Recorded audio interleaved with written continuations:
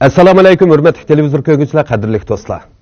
Biz fursat va xirisga to'lgan koni yilni izzat ekran bilan uzitib, yana bir yangi yilni umid va xushallik bilan kutib olmoqdamiz. Amaliyotda yangi yil xushallik, shundaqla umidga homildor bo'lib qolmay, u bizga talay mas'uliyat, shundaqla buruch tuyg'usini so'g qiladi.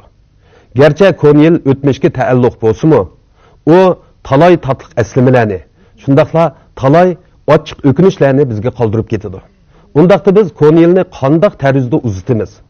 Yangi yil bo'sog'isiga qandoq jasorat bilan kiramiz? Mana bu savollar bugungi suhbatning muhim nuqtasi.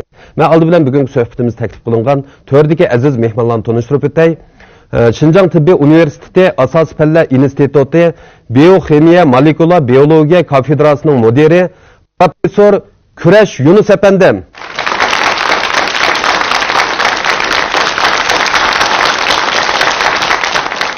Şinjan Uyghur Abdunum Rayonluq İctimai Fanlar Akademiyasi Tarix Tadqiqoti institutining tadqiqotchisi Ali G'ofur.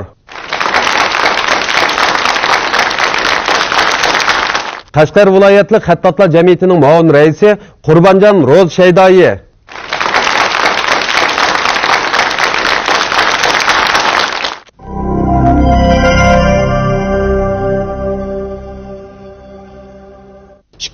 yili bizga ham bizning tadqiqot guruhimizga butun Şinjan xalqiga intayin muhim sovg'a berdi. 2010-yili o'tganki tarix bo'lib qolsin, 2011-yili yangi yilda yangi natija, yangi orzu tilak va omadli bo'linglar. Pushaymon qilgan vaqtimdan ma'nilik o'tgan kunlarim ko'p.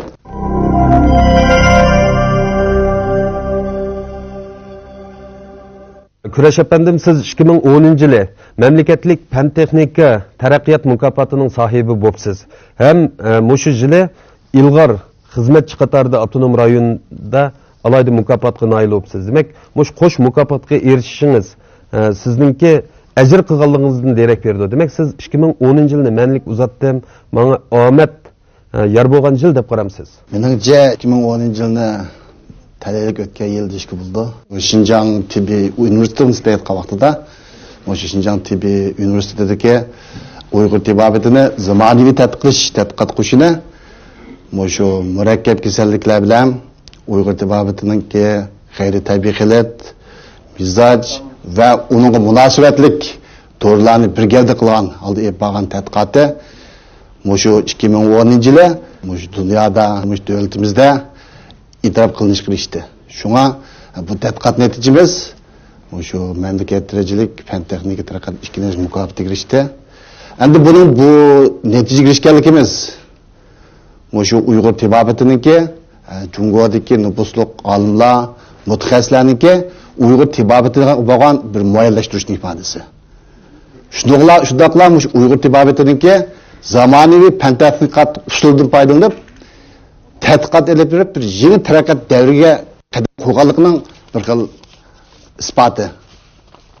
Uningdimi muhimi shu Uyg'ur tibbiyoti bilan taraqqiy qilgan shu hozirgi tibbiy ilm o'tirishki farqniki texmo azib ketayotganliginiki bir namoyandasi.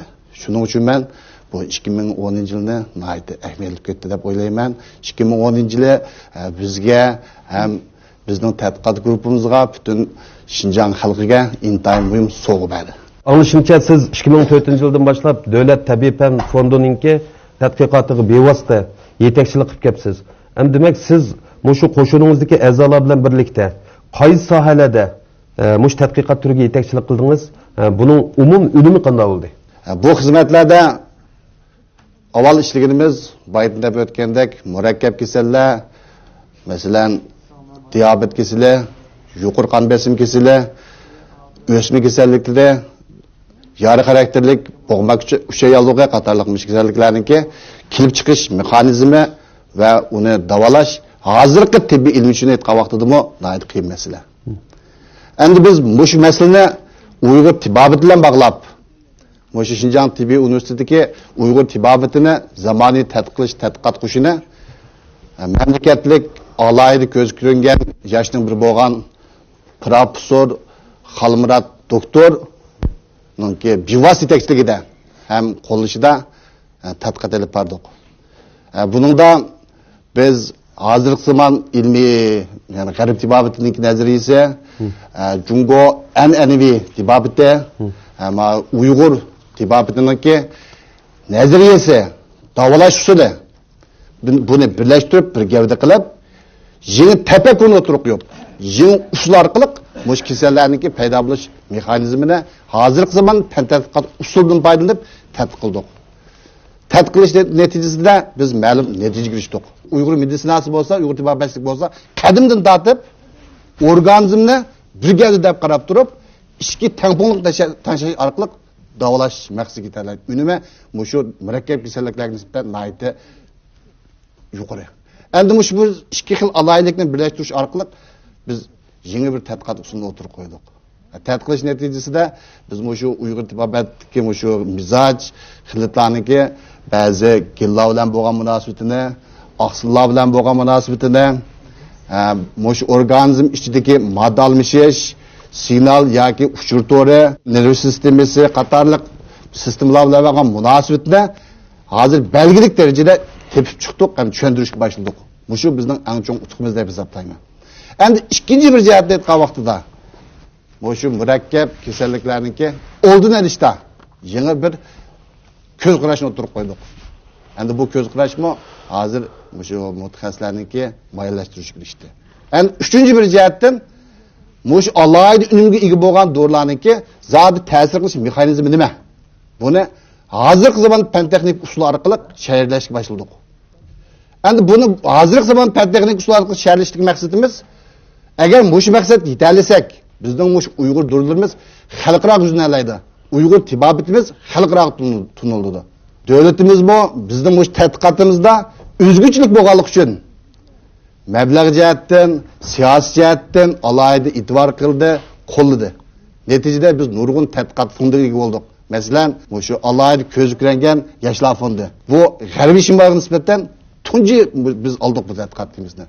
Oqidan mushu mamlakatlik tabiiy fan taraqqiyot fondidan hozir 30 necha tadqiqot timlarimiz bor. Kurash doktorining bayonlarini anglab o'tdik. Hamda Ali efendim, mushu 11-asrda Qaraqallo davrida yashab o'tgan Uyg'ur olimi Mahmud Qashqariyning shohona asri Divoni Lug'ati Turk Uyg'ur tiliga tarjima qilingani to'g'ri 29 yil bo'ldi. Ham demak 29 yildan keyin mushu mamlakatlik turni siz iltimos qilib, mushunga yetakchilik qilish sharafiga erishibsiz. Demak, mushu tadqiqotga ishtiyoq bog'lashingiz da qandaq bir alayda omillar bo'lishi mumkin? Men bir kasbiy tadqiqot xodimi. Mening o'zimning shaxsiy tadqiqot doirasimi Uyg'urlarningki 8-asrdan 20-asrgacha bo'lgan tarix tadqiqotini asos qilgan bo'lg'achqa, bu tabiiy holda Qaraqallo tarixiga chetildi. Biz Qaraqallo tarixini tadqiq qilgan vaqtimizda siz degandek 11-asrda o'tgan buyuk olimimiz Mahmud Qashqariyninki Divoni Lug'ati Turk degan asri shu davrning chog'dash asri bo'lganligi uchun biz shuni murojaat qilamiz. Ham nurg'un narsani ayni vaqtdagi birinchi qo'l manbadan olamiz. Endi mushu munosabat bilan men bu asarni har qanday bir tadqiqotimda har qatim mayli maqola yozay, mayli boshqa tadqiqot turlarini ishlay, buni boshdan oxir bir qatim ko'rib chiqishni o'zim odat qilganman. Ham bu meningki Divon Lug'ati Turk tadqiqotiga kirishimningki asosli birinchi sabab bo'lib qoldi. Endi bu ikkinchi sabab nereden kelib chiqdi deganda 2007-yili 5-oy va 9-oylarda O'zbekiston Cumhuriyeti bilan Birlashgan Davlatlar Tashkiloti Muharib fan madaniyat organi birlashib o'tkazgan Samarqand shahrining 2750 yillik tarixi va Marg'ilonning 2000 yillik tarixi bag'ishlangan xalqaro ilmiy muhokama yig'iniga berish sharpiga erishdim. Bu jarayonda O'zbekiston davlatlik tarix muzeyini ziyorat qildim. Bu jarayonda O'zbekiston tarix muzeyidagi Qaraqallo to'g'risida berilgan ta'bir va mushu Qaraqalloninki qurg'uvchilariga doir bir qism bayonlar meni bu Divoni Lug'ati Turk to'g'risida qayta o'ylashga da'vat qildi. Bu ikkinchi sabab. Uchinchi sabab 2008-yilni Mahmud Qashqariy yili qilib bekitgan. Ham shu munosabat bilan davlatimizni o'z ichiga olgan allarda Mahmud Qashqariyning tug'ilganligining 1000 yilligiga bag'ishlangan xalqaro ilmiy muhokama yig'inlari ko'p qatim o'tkazildi. Ham 2008-yili shu qatorda bizning Markaziy Millatlar Universiteti bilan Turkiya Atatürk tarix til yüksek qurumininki birleşişi arqısida Beijingda bir xalqarалық ilmiy muhokama yig'ini bo'ldi. Ham bu yig'in jarayonida Turkiya Cumhuriyetidan kelgan bir qism olimlar Divan lug'ati turkninki Turkiyadagi tadqiqot ahvolini tanishtirdi. Shu qitimqi yig'in jarayonida biz Divan lug'ati turkninki xalqarodagi tadqiqot ahvoli bilan bizdagi tadqiqot ahvolidagi farqni cho'ngligini bu tadqiqot metodi, tadqiqot usuli jihatlarda bizda farq nihoyat cho'ng. Biz faqat divandan elib, divan qaytiribdik. Ular sabab bilan natijasini tang elib beribdi. Shunga bu qatimqi yig'in menga nihoyat ta'sir qildi. 2010-yili bu turni iltimos qildim. Muvaffaqiyatlik bu tur turg'izildi. Mushundaq sabablar tufaylidan men bu temaga kirishib qolgan. Endi mening egallashimcha 2007-yil va 2010-yil siz mushu davlatning ijtimoiy fan fondining tadqiqot turiga yetakchilik qilib, xusus holda mushu tadqiqotni ustingizga ilib, mushundaq shug'ullanib kelibsiz. Demak, ikki qatimliq 2007-yil va 2010-yil mushundaq mamlakatlik tadqiqotni o'z ustingizga ilishingiz balkim sizdan nurg'un mas'uliyat va burchni talab qilishi mumkin. Demak, siz o'zingizni talaylik deb his qilamsiz. Ham bu talaymi hamma odamga ata bo'lavermaydi ekan, ham bu talay uchun yana ter to'kishga to'g'ri keldi. Hamman 2007-yili tunji davlatlik tadqiqot temasiga iltimos qilib muvaffaqiyatlik tamomladim. Ham 2010-yili yana bir qatim bu talay menga nasib bo'ldi. Endi balkim birinchi qatimqi tadqiqot temasini olganimda men o'zimning ta'limdan ko'rgan. Mening haqiqatan ta'lim bakan degan. Biroq bu qatim bu Divan lug'ati turk tadqiqotini 2010-yili iltimos qilib olgan vaqtda buningda boshqa omillarningmi borligini his qildim. Agar meningki dalash doklatim mush temaning real ahamiyati, buni ishlashninki zaruriyati. Mushu taraflardan mushu mening temamni, iltimos qilgan temamni bog'lashib qatnashgan mutaxassislarni men qoyil qilmasam, balki menga bilet tashlanmaydi. Shunga ben hem taleylikkenme hem bu şartni hazırlattım deb qoldim. Qurbanjon, siz hozirgacha mushu qancha qatim o'slihat ko'rgazmasi o'tkazdingiz? Endi sizning mushu xattatlik jihatdagi emgaklaringiz qaysi sohalarga ko'proq chetildi? Ben 1986-yildan boshlab xattatlik san'ati bilan shug'ullangan. 1999-yili tunji navbatlik xattatlik ko'rgazmamni Qashqar viloyatida o'tkazdim. 2000-yil Xotan ko'rib o'tkazib keldim. Ondan 2001-yili bu asarlarimni yana bir turkum yangi asarlar bilan yanglab Urumchi shahriga kelib Urumchida ko'rgazma qildim.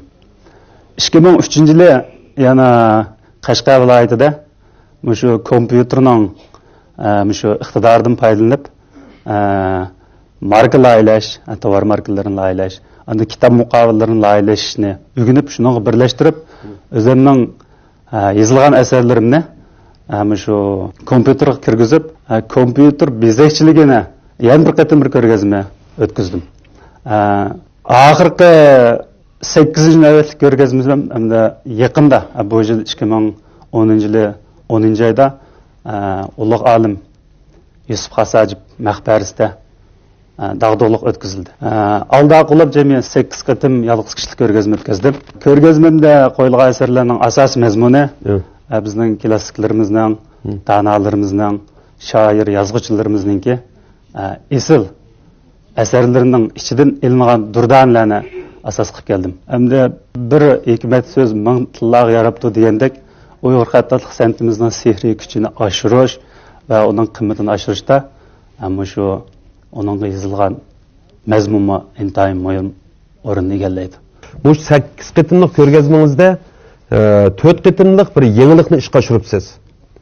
Mushuni sanab beramiz, qaysi yangiliklar bor? Endi ko'rgazmaning 8 qatim bo'lishi bu bir qatimla shu asar bitgandan keyin o 2-3-sidagi asarlarning hammasi o'xshash deb qaraladi endi. Lekin meni har qaysi asarlarim, har qatimla har bir navbatlik asarlarimda bir yangilik bor. Odatda birinchi qatimliq asarim bu bizning hozirgi ishlatib kelayotgan shanz qog'oz deymiz. Shu shanz qog'ozga yozilgan. Ham buning yozilgan asarlarning biri o vaqtda mazmuni uzunroq, masalan, she'r, dastonlardek olimlarimizning she'r g'azallarini yozish, undan asarning hajmi cho'ng edi. U birinchi qatimliq ko'rgazma ash siyaqda o'tkazilgan. ikkinchi qitimliq ko'rgazma 2000 yillarda bayatın deb o'tgandek mush kompyuter qiziqlik ko'tarildi. Kompyuter o'rganib, kompyuterda o'zim sifatli yozilgan asarlarimni kompyuterga kirgizib, shu qitim ko'rgazmani o'tkazdim. Dal shu vaqtda kompyuter o'snat kitobim ta'min nashr qilindi. Bu ikkinchi alaylik. Uchinchisi 2005 yildan boshlab diyorimizda yo'qolish girabı berib qolgan xotan qog'ozi qiziqlik ko'tarildi. Shuning bilan men xotan qog'oziga xat yozib 2007-yili Abdunum rayonimiz bo'yicha tunji navbatlik xotan qog'ozga yozilgan maxsus xatlar ko'rgazmasini dag'liq o'tkazdim. 4-chi bir o'xshamaydigan yeri Qashqarda har yili shu Qashqar savdo yarmarkasi o'tkazildi. Shu vaqtda men xotan qog'ozga yozilgan va boshqa qog'ozga yozilgan asarlarimni yarmarkaga qatnashtirib, yarmarkada o'snat ko'rgazmasini ashad o'tkazdim. Ham naq maydonda ma'rifat ko'rsatish orqali biri boshqa o'lkalardan kelgan, chet ellardan kelganlarga xattot san'atimizning sehriy kuchini namoyon qildim. Yana bir jihatdan xotan qog'ozniki bundan keyingi istiqboliniki parlaq bo'lganligini butun jamoat tonib yetdi. Ularga shu naq maydonda o'snat yozib, hatto so'q qilish faoliyatini ilib bordim. Endi anglashimizcha Qurbonjon, siz texi yaqinda shu 11-asrda yashab o'tgan yana bir Uyg'ur xalqining faxrlik olimi Yusuf Sajibning Qutatqublik nomli shohona asrini, shuningdek hikmatli so'zlarni o'snat shaklida yozib, tunji kitobingizni shu o'qirmanlarga sunibsiz. Endi nima uchun shu kitobni o'snatchilar yozib chiqishni o'ylashib qoldingiz? Mana bu kitob yaqinda nashrdan chiqqan ulug' olim Yusuf Sajibningki Qutatqublik nomli buyuk asridan ilingan unchilar. 2009-yili o'snat asarlari ishlashga biz ko'p material ko'rishga to'g'ri keldi. Ve asar ishlash jarayonida Qutatqublikdan bir javharlarni tanlab bir asar ishlash bir muhtoj bo'lib qoldik. Shundan oxiri bu Qutatqublikni ko'rish jarayonida Qutatqublikdagi javhar so'zlar emas, bu hammasi javhar ekan. Kitobning hammini biroqli qo'l yozma qilib chiqarish mumkinchiligi yo'q. Kitob cho'ng olib ketadi, qismga bo'lish kerak. Birinchi qismini qanday chiqarish, shuna bilan nashriyatlar buni deyishib, eng avval buni unchilar deb chiqarildi deb, buningdan eng yaxshi unchilarni tanlab chiqdik. Endi Qutatqublikdagi asarlarning mazmun doirasi nurg'un sohalar chetildi. Uningda axloq, fazilat, ilm, ma'rifat, odam bo'lish yo'llari, qonun, nizom, botirlik, dal mushundaq so'zlar bizning xatot asarlarimizni yozishga bo'lib keldi. Bir alda qilib 6 oy abjuristda men yozib chiqdim. 2009-yil oxirida kitob muvaffaqiyatli nashrdan chiqdi. Nashrdan chiqqan vaqtida biz buni kitobxona orqali taqishdan burun bu kitobning yana shahanligini bildirish maqsadida shu Yusuf Sajib maqbarasida kitobning yo'piqini ochdik. Ham shu kitobning ichidagi asarlarni cho'ngaytib shu maqbarada ko'rgazma qildik. Demak, bu kitobni qancha parcha kitob qilish o'yingiz bor? Hozirgi planda kitob 6000 bitgan, 6300 bit. 10 kitob bo'ldi. Hozir ma'noda 500 ga yaqini bor. Hozir 2-chi, 3-chi qism bitdi. Kelar yili 1-chi qism chiqdi yozatimiz. Endi men yozsam hozir buningga 5 yil vaqt ketgan alda qilib. 2-chi qismni kelar yili chiqarmoqchi. Mana bu shaklda qo'l yozma. Ostida buning xanzuchi tarjimasi, uning ostida yana ingliz tarjimasi, mana so'zlarning unda nomeri, beytning nomeri berilgan. 2-chi qismini yana ishlatimiz. Yaqin kelgusida to'liq qismini o'zida chiqarish uchun tirishyapman. Kurash efendim, 2010-yili shu mamlakatlik shon-sharaflarga erishibsiz. Demak, siz oz bo'lmagan sharaflarning egisi bo'libsiz. Demak, buni yillarning so'g'isi deb qaramsiz. Kasbdoshlarimning, shu xizmatdoshlarimningki o'rtaq natijasi qo'l kelgan bir natija deb qarayman. Shunga ham yilning so'g'isi hem özümüzün japalık emgiginin neticesi dep qarayman. Fakat bizning japalık emgigimizning neticesi 2010 yıl kelgan vaqtida bu mayallashtirishga kirishildi. Ben öz xizmetimni intayin yaxshi ko'raman. Hem şu xizmet kasbimni hayotim deb bilaman. Meniki hayotimdagi eng xushallik şu ijadiyat bilan shug'ullangan, tadqiqot bilan shug'ullangan vaqtim deb hisoblayman. Ali efendim, anlasam siz tarix tadqiqotidan boshqa shu qadimiy qo'lyozmalarni, klassik asarlarni xanzochiga tarjim qilib, uningga muvofiq sharhi yozib, uni keng o'qirmonlarga taqdim qilibsiz. Bu vaqtda muayyan xizmatlarni ishlabsiz. Demak, shu hozir qo'sh til muhitidagi bolalar klassik asarlarni, koni kitoblarni yoki qo'lyozmalarni o'qishda bevosita qiynaladi. Demak, tarix tadqiqotidan boshqa shunda klassik asarlarning tarjimasi qatnashish va ularga sharhi yozish sizning yana bir aloyidligingiz bo'lsa kerak. Demak, siz shu talay xizmatlarni qanday ravishda ishladingiz? Bu har qanday bir fan izchillikni, yuksak mas'uliyatni talab qiladi. Onundan boshqa yana buningda burish tuyg'usi bo'lishi kerak. Ammo shundaq burish tuyg'usi yana bir xizmat ehtiyoji tufaylidan bo'lishi kerak. Bu qadimki asarlarni xanzo tiliga tarjim qilish bu bir meniki xizmatimning muhim tarkibiy qismi bo'lib qoldi. Shu davrga vakillik qila oladigan, ham Uyg'ur tarixshunosligiga vakillik qila oladigan, ondan tarixiy qimmati qadar yuqori deb qaralgan asarlarni tanladik. Buning ichida birinchisi Tarix Hamidi. Bizningki buyuk Uyg'ur tarixshunasimiz Molla Musa Sayraminingki Tarix Hamidi degan asar. Ikkinchisi Muhammad Sodiq Qashg'ariyninki Tazkira-i Azizon degan asar. Ondan keyin Shoh Mahmud Jo'rasininki Tarix degan asar. Ondan keyin Qorg'osliq Abdulla Apandi yozgan Taranj tarixi degan. Shu 4 asarni yo'lladik. Ham bu tasdiqlangandan keyin buning tarjimasini bu Tarix Hamidininkini men yolg'iz ishladim. Tazkira-i Azizon bilan Shoh Mahmud Jo'rasini boshqalar bilan birlikda ishladim. Lekin shu 4 asarninki barliq sharhisini men yozdim. To'g'ri. Ham bu qadimki asarlarninki tarjimasi hozir tarjimaga o'xshamaydi. Buningda sharhi yozish kerak. Bu yozgan sharhimiz cho'qim tadqiqot xarakterli sharhi bo'lishi kerak. Chunki bu tarix asarlarni tarjim qilish unda oson to'xtamaydi. Ham buni ishlab tajriba to'pladim.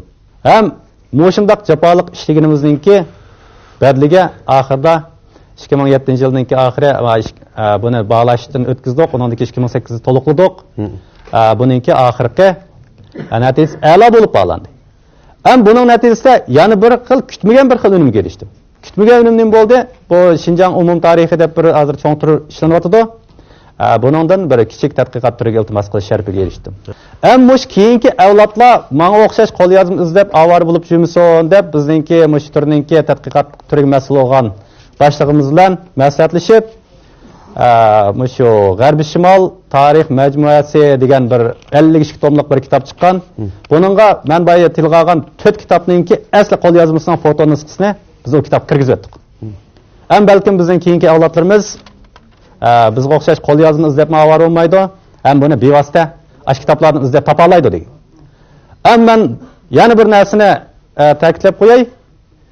Men bu kitoblarningki tarixiy qimmatini balkim tarjima jarayonida yaxshi yoritib bergan bo'lishi mumkin.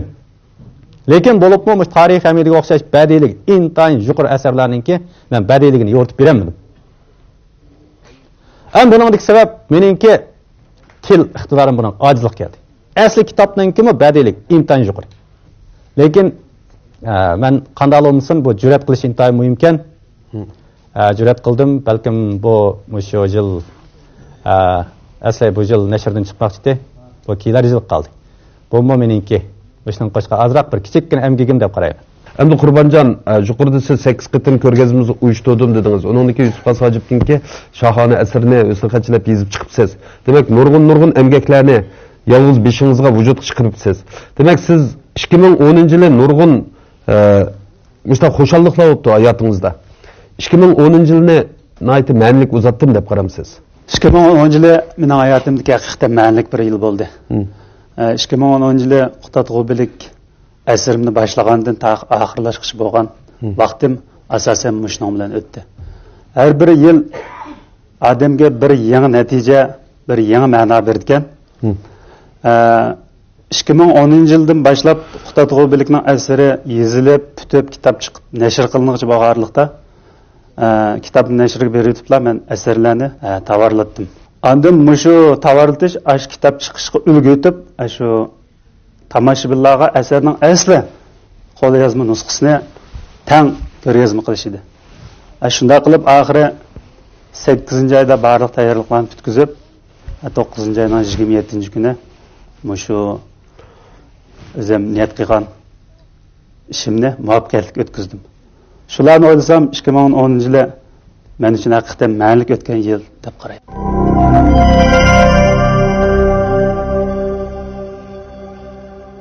Ben çoğalğanlı yankı 56 konu yılını uzutup 56 yeni yılga atlanıptım. Bu yıl 57-siga qadam qo'yibdim.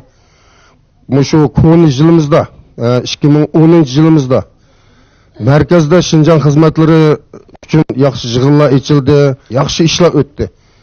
Endi buningdan keyingi kunlarda buningdan mı güzel, buningdan mı isil kunlar bo'lishiga intizor bo'lib turibmiz.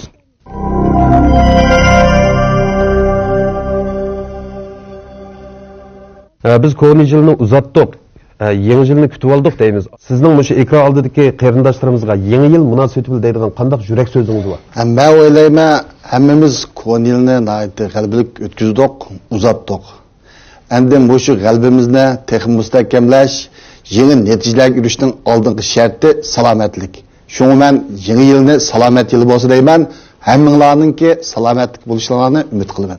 Bizning 2010-yili o'tganki tarix bo'lib qolsin, 2011-yili yangi yilda yangi natija, yangi orzu tilak va omadli bo'linglar. Endi Qurbanjon Ro'za efendim naq maydonda shu yangi yil munosabati bilan husn xita orqali bizning yangi yilimizni tabriklamoqchi. Mehmonlar qizg'in qarshi olaylik.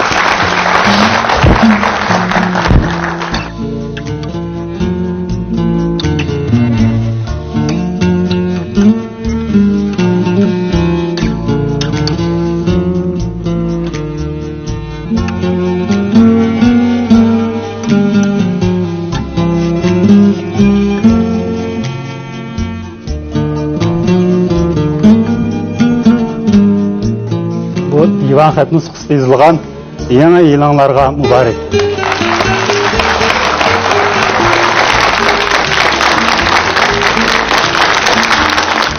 Biz ekran oldidagi barliq qarindoshlarga shundoq tavsiya qilamiz.